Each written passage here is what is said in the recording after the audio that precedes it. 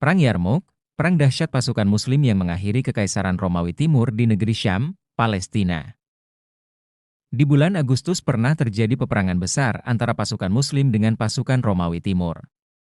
Perang ini dinamakan Perang Yarmouk karena berlangsung di lokasi tidak jauh dari lembah Yordania yakni Sungai Yarmouk. Menurut catatan sejarah, perang ini terjadi selama 6 hari dari tanggal 15 Agustus hingga 20 Agustus 636 Masehi.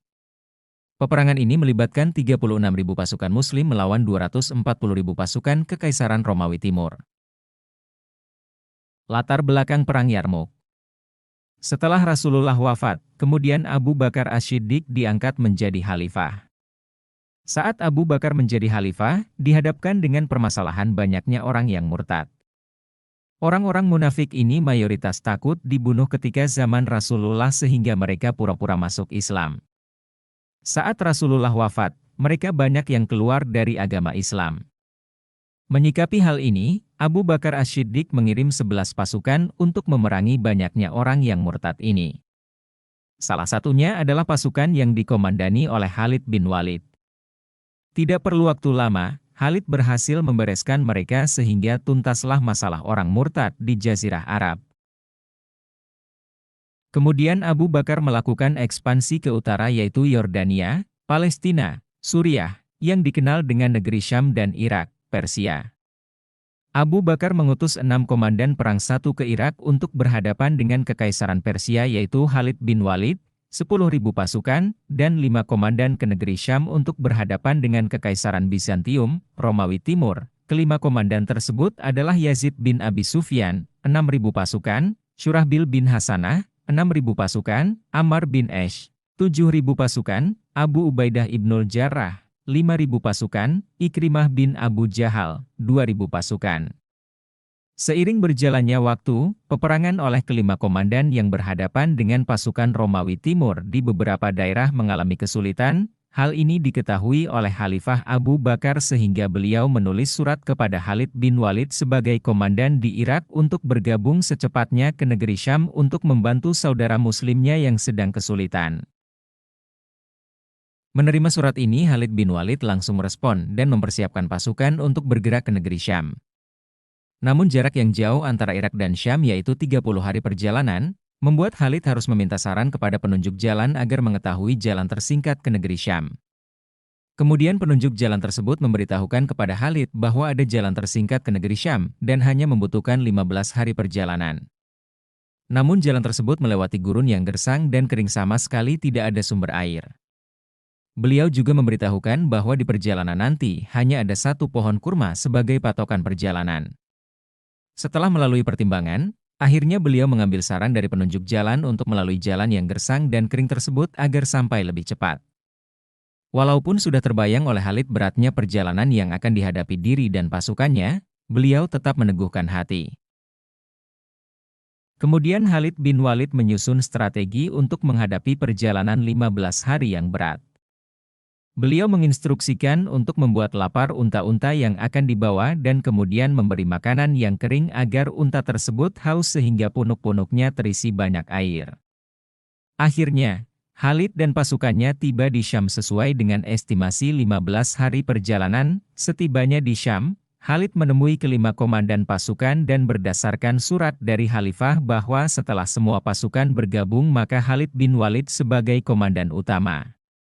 Di antara 5 komandan pasukan negeri Syam tersebut ada komandan yang paling senior yaitu Abu Ubaidah. Namun sebagai junior Khalid bin Walid menunjukkan adab yang tinggi. Beliau katakan, kalau bukan karena surat dari Khalifah maka saya tidak berani menjadi komandan bagi Anda, ujarnya. Abu Ubaidah juga menunjukkan sikap senior yang luar biasa. Beliau katakan, engkau lebih kompeten dan lebih ahli dalam peperangan. Engkau memang lebih pantas daripada saya, ujarnya.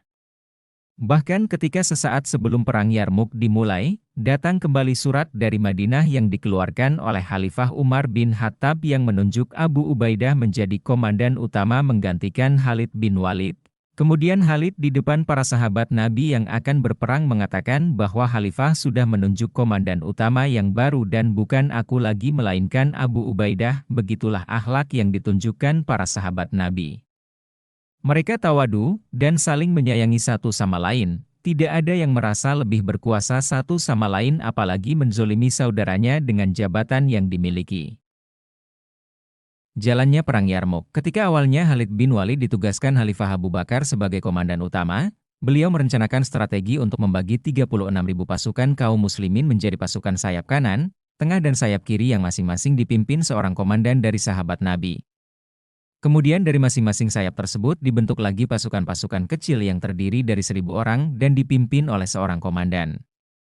Hal ini dilakukan Khalid karena ia paham betul bahwa pasukan Romawi terdiri atas pasukan kavaleri, pasukan yang menggunakan kendaraan, dan pasukan infanteri, pasukan yang berjalan kaki. Oleh karenanya, ia membentuk pasukan kecil agar jarak antara pasukan kavaleri dan infanteri Romawi terpisah jauh dengan masuk ke tengah antara pasukan kavaleri dan infanteri. Sehingga pasukan muslim bisa menyerang dari depan dan belakang. Saat Khalifah Umar mengganti komandan utama dari Khalid bin Walid ke Abu Ubaidah, strategi ini tetap dipakai Abu Ubaidah.